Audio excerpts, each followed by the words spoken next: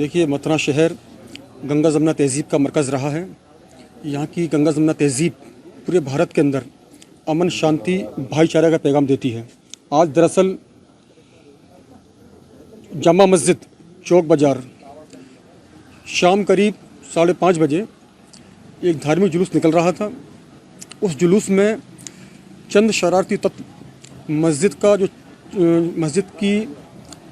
जो छज्जा था उस पर चढ़े और चढ़ने के बाद में उन लोगों ने वहाँ झंडा फहराया, कुछ नारेबाजी की। लेकिन शहर के जो ज़िम्मेदार लोग हैं वो यहाँ की शांति व्यवस्था, यहाँ के अमन चैन में यकीन रखते हैं और हम लोग भी, हमारा पूरा यकीन है यहाँ की शांति व्यवस्था पर। और हम ये चाहते हैं कि भविष्य में, फ्यूचर में इस तरह के वाक़यात पेश ना आए और प्रशासन अपनी जानिब से उनके खिलाफ़ कार्रवाई करें।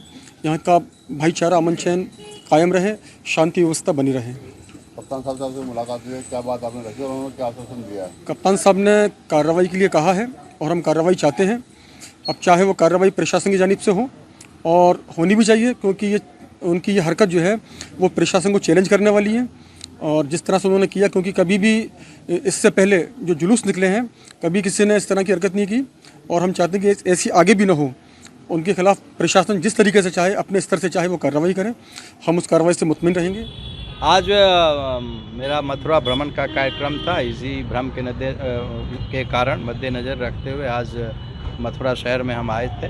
और आज चूँकि रमज़ान का पाक और मुक़द्दस महीना चल रहा है, इसमें जो यहाँ के मुअज्जिज़ लोग थे, जो इमाम थे और भी जो मुस्लिम समाज के जो जिम्मेदार नागरिक थे, उनके साथ बातचीत हुई और सब लोग जो पुलिस का बंदोबस्त है और जो मजिस्ट्रेट का बंदोबस्त, उससे संतुष्ट हैं। और मथुरा शहर, जैसा कि हमने पहले भी कहा, आज फिर कह रहा हूँ कि यह सनातन परंपरा का सदियों से पुराना सप्तपुरियों में से एक शहर है और जो कि अपने शांति के कारण, अपने प्रेम के कारण, चाहे कनिष्क का युग हो, चाहे द्वापर युग हो, चाहे कोई भी युग हो, मथुरा शहर अपने सभ्यता के लिए, संस्कृति के लिए, अपने व्यवहार के लिए जाना गया है, चाहे कोई भी युग रहा हो। और आज भी मथुरा शहर के लोगों ने, चाहे वो किसी धर्म, किसी मजहब के हों, सब लोगों ने शांति और सद्भाव का परिचय दिया। और किसी भी तरह का जो सोशल मीडिया पर कुछ लोग, जिसमें ज़्यादातर लोग बाहर के थे, वो लोग किसी तरह का दुष्प्रचार जो पैदा करने का प्रयास कर रहे थे, उसको यहाँ के लोगों ने भी उसका प्रत्युत्तर दिया। एसएसपी साहब ने भी तुरंत उस चीज़ को खंडित किया और किसी तरह की गलत बयानी से, अफवाहों को उससे रोका गया। जो लोग माहौल ख़राब करना चाह रहे थे, ऐसे कितने लोग चिन्हित किए गए हैं? देखिए, इसमें से तो जो बहुत सारे लोग, जो ट्विटर वगैरह जो हैंडलर था, वो हैंडलर यहाँ के नहीं थे, वो लोग बाहर के हैंडलर थे। और उनको बता दिया गया कि भाई जो मस्जिद है, जो ईदगाह की जो मस्जिद है हमारी, उस पर किसी तरह की कोई बात कहीं नहीं हुई है, ये सिर्फ़ और सिर्फ अफवाह है। एसएसपी साहब के द्वारा त्वरित गति से खंडन किया गया। और चूँकि शहर के अधिकांश भाग में सीसीटीवी लगी हुई है, उन सबों को, सीसीटीवी को भी इनके द्वारा एक एक का अवलोकन किया जा रहा है। और जो भी इस तरह के तत्व हैं, चाहे वो सोशल मीडिया पर सक्रिय हैं, चाहे वो इस तरह से सक्रिय रहें, उन पर हम लोग कड़ी नज़र रखे हुए हैं।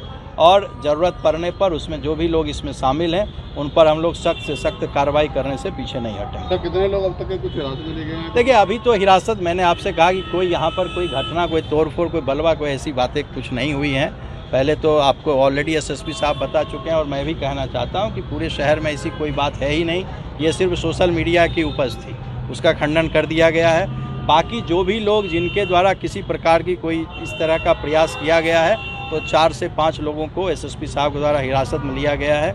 और किसी भी प्रकार के लोग, चाहे वो किसी धर्म, किसी जाति, किसी मजहब के हों, उनके द्वारा यदि कानून व्यवस्था में किसी प्रकार की भी गड़बड़ी करने की कोशिश की जाएगी तो उसको किसी कीमत पर नहीं बख्शा जाएगा।